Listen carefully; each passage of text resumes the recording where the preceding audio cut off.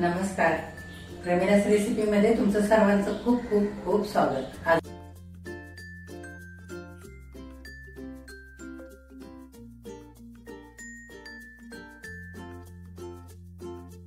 आज आपण प्रमिलास रेसिपी मध्ये हिरव्या मिरचीचं वाटण तयार करून मस्त अशी तिखट झणझणीत ओल्या तुरीच्या दाण्यांची आमटी तयार करतोय. घरातलं साहित्य वापरून अगदी झटपट ही तुरीच्या दाण्यांची आमटी तयार होते. खायला तर खूपच भारी लागते. लगेचच आपण रेसिपीला सुरुवात करूयात. आता गावाकडे आमच्या सातारा भागामध्ये ओल्या तुरीच्या दाण्यांची मस्त अशी हिरव्या मिरचीचं वाटण तयार करून हिरवी झणझणीत आमटी तयार केली जाते ना, त्या पद्धतीने आज मी तुम्हाला ओल्या तुरीच्या दाण्यांची आमटी करून दाखवणार आहे. तर इथे मी ओल्या तुरीचे दाणे पाव किलो सोलून घेतलेले, हे स्वच्छ मी धुवून घेतलेले. आता आपल्याला आमटीचं वाटण भाजून घ्यायचंय. चमच्यावर तेल घालूया पॅन मध्ये. आता तेल गरम झालेलं आहे. इथे मी एक मध्यम आकाराचा कांदा उभा चिरून घेतलाय, तो तेलावरती घालूया. कांदा तेलावर चांगला भाजून घ्यायचा. आता 2 मिनिटांनंतर कांदा चांगला मऊ झालाय आणि हलकासा सोनेरी रंग आलेला आहे. हा कांदा आपल्याला काळपट होईपर्यंत भाजायचा नाही, काढून घेऊया. आता इथं मी 5-6 लसूण पाकळ्या आणि थोडंसं आलं घेतलेलं आहे, ते घालूया. लसूण आणि आलं सुद्धा चांगलं भाजून घ्यायचं. लसूण आणि आलं सुद्धा छान 2 मिनिटं सोनेरी रंगावरती भाजून घेतलंय, काढून घेऊया. आता इथं मी थोड्या कमी तिखट असलेल्या मिरच्या घेतल्यात, त्यामुळे 5-6 मिरच्यांचे तुकडे घेतले. तुमच्या आवडीप्रमाणे तुम्ही इथे मिरच्या घेऊ शकता. मिरच्या घालूया पॅनमध्ये. मिरच्यांचे तुकडे सुद्धा छान डाग पडेपर्यंत भाजून घ्यायचे. 2 मिनिटं मिरच्या सुद्धा डाग पडेपर्यंत चांगल्या भाजून घेतल्यात, काढून घेऊया. आता इथं मी 2 चमचे सुकं खोबरं खिसून घेतलंय, ते घालूया.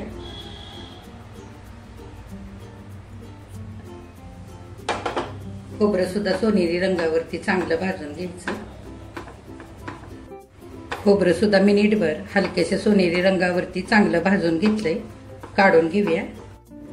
आता इथे मी पाव चमचा धने, पाव चमचा जिरे, 4-5 काळी मिरी आणि 2 लवंगा घेतल्यात, त्या पॅन मध्ये घालूया. आणि हा गरम मसाला चांगला भाजून घेऊया. असा खडा गरम मसाला तुम्हाला आमटीला वापरायचा नसेल तर अर्धा चमचा गरम मसाला आणि अर्धा चमचा धने जिरे पावडर वापरली तरी पण चालेल. पण असा खडा मसाला जर वाटून घातला ना आमटीमध्ये, तर आमटी चवीला अगदी भारी लागते. आता खडे मसाले चांगले सुगंध सुटेपर्यंत भाजून घेतलेले, काढून घेऊया. आता धुवून घेतलेले तुरीचे दाणे आपण पॅन मध्ये घालूया. तुरीचे दाणे भाजण्यासाठी अर्धा चमचा तेल घालूया. आता तुरीचे दाणे चांगले आपल्याला मऊ होईपर्यंत आणि डाग पडेपर्यंत चांगले भाजून घ्यायचे. असे तुरीचे दाणे भाजले की हे तुरीचे दाणे थोडेसे हलके होतात आणि तुरीच्या दाण्याची आमटी सुद्धा चवीला अगदी भारी लागते. आता 2-3 मिनिटं तुरीचे दाणे सुद्धा चांगले भाजून घेतलेले, थोडेसे मऊ झालेत आणि हलकेचे डाग सुद्धा पडलेले. तुरीच्या शेंगा निवडताना बघून निवडायच्या. तुरीचे दाणे कधी कधी किडके सुद्धा असतात. आता आपण गॅस बंद करूया आणि पॅन खाली उतरवूया. आता भाजून घेतलेला मसाला आणि तुरीचे दाणे 1-5 मिनिटं थंड होऊ देऊया. आता आधी आपल्याला तुरीचे दाणे मिक्सरच्या भांड्यामध्ये घालून बारीक करून घ्यायचे.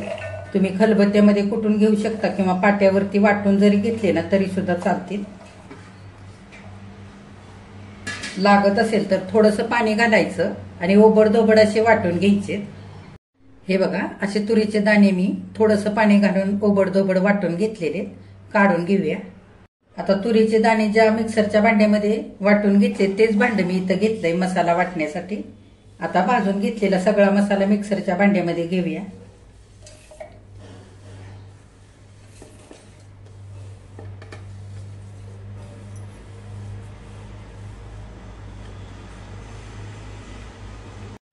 आता थोडीशी धुवून घेतलेली कोथिंबीर घालूया. पाणी घालून आपल्याला मसाला हा छान बारीक असा वाटून घ्यायचा आहे. हे बघा, मसाला थोडंसं पाणी घालून अगदी बारीक गंधासारखा वाटून घेतलाय. अगदी बारीक मसाला वाटायचा, म्हणजे खडे मसाले सुद्धा अगदी बारीक वाटले जातात, आमटीमध्ये कचकच लागत नाहीत. आता आपण लगेचच आमटी करूया. जसा जसा भाग बदलत जातो तशी तशी गावं बदलत जातात. भाजी एकच असते, पण गावागावानुसार आपापल्या पद्धतीने रेसिपी बदलत जातात. तर आमच्या सातारा भागामध्ये घाटावरती जास्तीत जास्त सुक्या खोबऱ्याचा आणि शेंगदाण्याचा कुठल्याही पातळ भाजीत किंवा सुक्या भाजीमध्ये वापर केला जातो. आता आमटी करण्यासाठी इथं मी कढई ठेवली आहे गॅसवर. 1.5 पळी तेल घालूया. तेल चांगलं गरम होऊ द्यायचं. आता तेल गरम झालंय. पाव चमचा इथं मी जिरं घालते. आधीच आपण वाटणामध्ये जिरं आधी घातलेलं आहे, त्याच्यामुळे पाव चमचाच इतकं जिरं इथं घातलंय. जिरं चांगलं फुललं की 1 तेजपत्त्याचं पान तुकडे करून टाकूया. थोडीशी कढीपत्त्याची पानं. आता 5-6 लसूण पाकळ्या टेचून घेतल्यात, त्या घालूया तेलावरती. आता लसूण आपण फोडणीमध्ये चांगला सोनेरी रंगावरती भाजून घेऊया. असा लसूण ठेचूनच घालायचा फोडणीमध्ये, म्हणजे आमटी चवीला अगदी छान लागते. आता लसूण हलकासा सोनेरी झालेला आहे. थोडासा हिंग घालूया. थोडीशी हळद घालूया. सगळी फोडणी एकदा चांगली हलवून घ्यायची. आता बारीक वाटून घेतलेला मसाला आपण फोडणीवरती घालूया. फोडणीमध्ये सगळा मसाला चांगला एकजीव करून घ्यायचा. आता मिनिटभर फोडणीवरती सगळा मसाला घातलेला परतवून घेऊया. आपण सगळे मसाले आधीच भाजून घेतलेले, त्यामुळे एखादा मिनिटभरच चांगला मसाला परतवून घ्यायचा.